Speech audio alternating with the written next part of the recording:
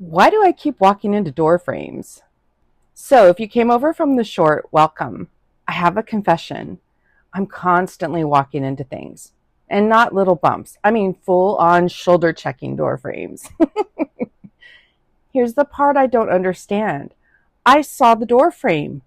I knew it was there. I wasn't surprised by it. And somehow, I still walked directly into it. How does that even happen? So I started wondering, why does my brain do this? Hi, besties. I'm Cindy, the pink-haired therapist. And welcome back to Tiny Brain Rules, the series where we stop asking, why am I like this? And start asking, what is my brain trying to do for me? Today's tiny brain rule is this.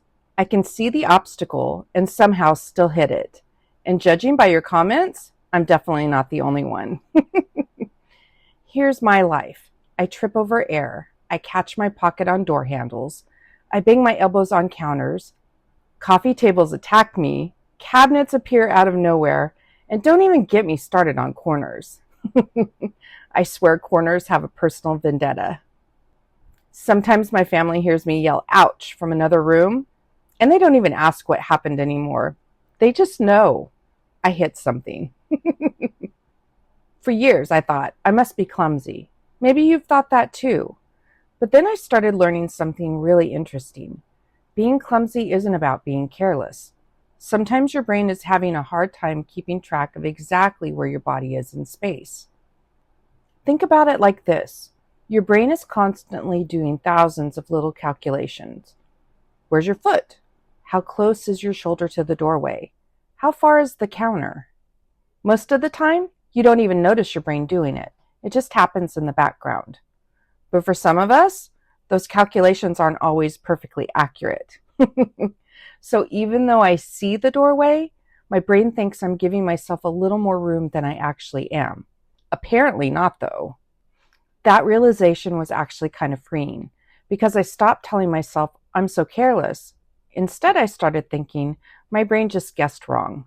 And those two are very different stories. One is shame, the other is information. Now, does that magically stop me from walking into things? Absolutely not. I still collect mysterious bruises. I still have absolutely no idea where some of them came from. If you've ever looked down and thought, when did that happen? Welcome to the club. But understanding what's happening has changed the way I respond.